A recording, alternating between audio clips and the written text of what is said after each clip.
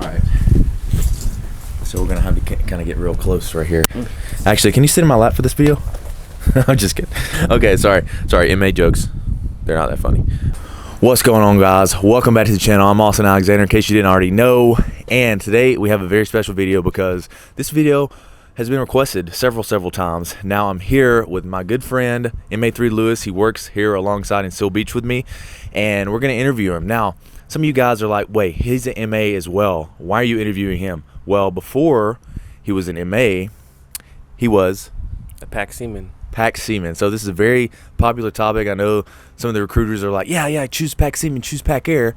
And now we got a real PACT Seaman right here that's going to give you his insight and his perspective. So we're going to kick this off with a few warm-up questions. All right, are you ready? I'm ready. Because you said you're camera shy. A little bit. But we're gonna release the shyness from you. Okay. What color is this monster? Violet. What's your favorite color? Gray. Why gray? That's depressing. It's not depressing. Gray? Like what kind of gray? Like charcoal gray. No, I always like it. All right. All right. I respect that. Okay. You ready now? You need a few more questions. Okay. All right. Now, if you're wondering why my hand's like this, I'm trying to shelter the wind from this microphone. So, anyways, okay. So, in total, your entire Navy career, how long have you been in? About 3 years and 11 months. It's very exact. I think I've been in 4 years and 10 months. Okay. So 3 years and 11 months. Out of your entire career, what is your favorite thing you've ever done? Be on a ship and go on a deployment. Okay. So I love deployment, but I'm not the biggest fan of deployment. Lewis here, he loves deployment. So can you tell me one thing about deployment that you absolutely love? The personnel that I was with, mostly. Okay, so the camaraderie. I can agree with that as well. So, about the PACT thing. What does PACT, P-A-C-T, stand for? I only know it as undesignated. It means you come in there without a job or without a rate, and you pretty much get to see what the job or rate actually is. And then based on your experience with it, you get to choose your field instead of just hopping into something real quick, not really knowing what it entails. Okay, so PACT Seaman or PACT Airman is undesignated. Mm-hmm. So what's the difference between PACT Airman and PACT Seaman? A PACT Airman goes to a different school than I went to. A PACT Airman goes to a school where you learn mostly about the air rates of the Navy. I'm a PACT Seaman. My first day of school was in Chicago, across the street, so I learned mostly about bosun mate stuff. So when I got prepared for the ship. Tell me your process before you joined the Navy. Tell me your process and how you went about joining. How I went about joining? You can hold this. Okay. You can hold it. Yeah. So how I went about joining the Navy was, I was at a job fair. My cousin told me to talk to his recruiter. I went to talk to his recruiter, and I was like, what he's saying sounds pretty cool. Then I met up with him at the recruiting station by the mall. And to be honest, he kept it real with me. And I was like, I like that. I said, I'll do it and I'll join. And growing up, I was raised, you gotta be a man of your word. If you say something, you gotta do it. So here I am today. How did you go about being a PACT? Did the recruiter like, oh, you should be a PACT Seaman? Or was he like, oh, you don't know what you want to do, you should be a PACT Seaman? So, yeah, hold it? Yeah, take it. Oh, okay. Be selfish with it. Ooh. No, my recruiter, when I first told him I wanted to be a SEAL. But I realized really quick, I can't swim that good. So he told me different routes on how I can be a SEAL or be different rates in the Navy. Because Navy, all I heard was SEAL, Blue Angels.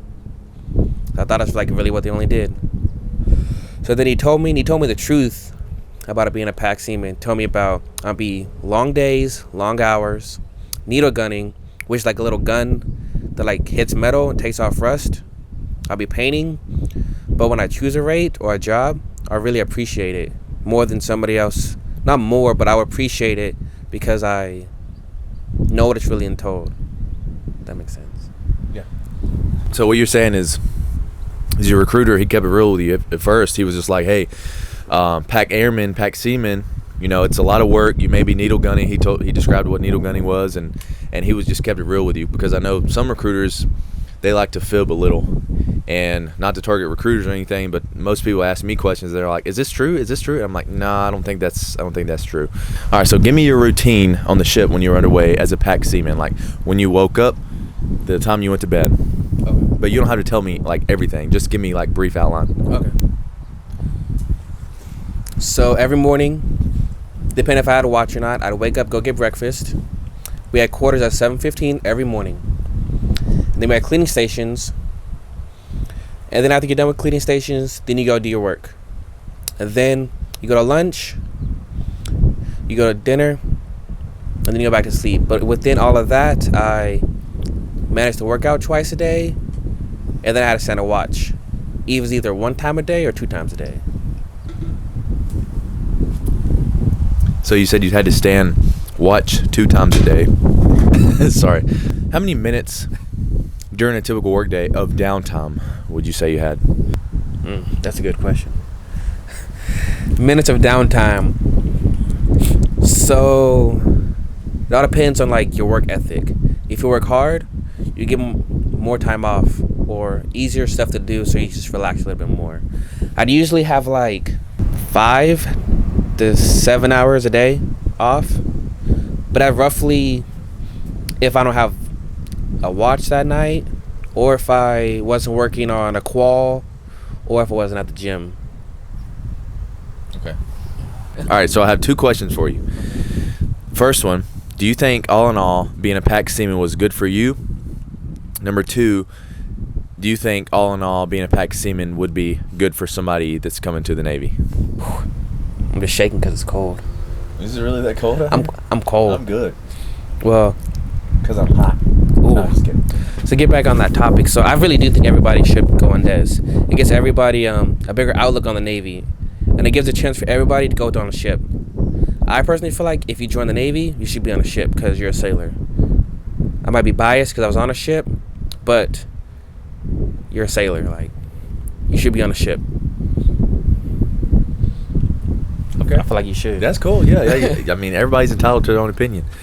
I mean, I like being on a ship, but I joined as a rate that I thought wouldn't be on a ship, but yet I went on a ship. So they just go to show you, I mean, things in the Navy, it's really a case by case. You know, you can hear people's opinions and thoughts, but it doesn't mean it's going to be your exact story. So let's see. Give me 2 pros and 2 cons. I like doing this. Give me 2 pros, 2 cons of being PACT or Undes. So one pro I really think about being in the Navy, being on DES, is you get to go on a ship, you get a warfare device, up to 3, depending on what type of ship you're on. You get to travel, see a lot of cool places, different cultures, a lot of cultures that I wouldn't see. They open my eyes to a lot of different perspectives.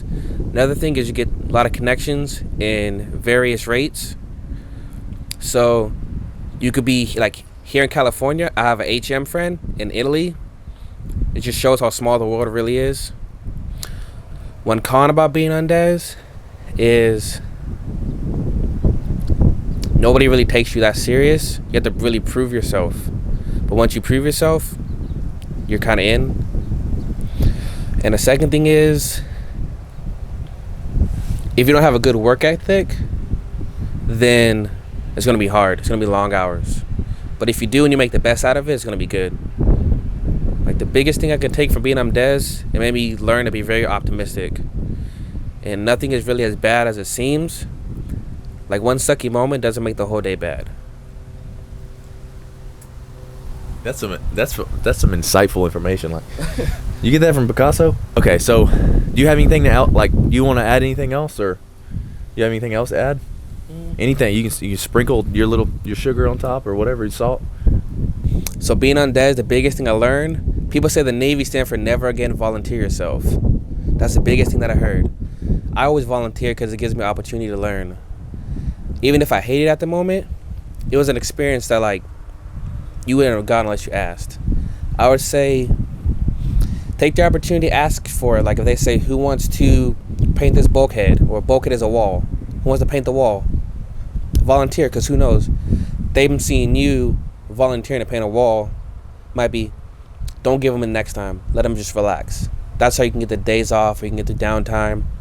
And if you go to a ship, get a warfare device and makes your life a lot easier. It's really hard to get.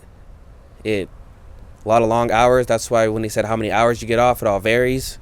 Some days I had 2 hours off. Some days I had 7 hours off. It just depends how hard you want to work.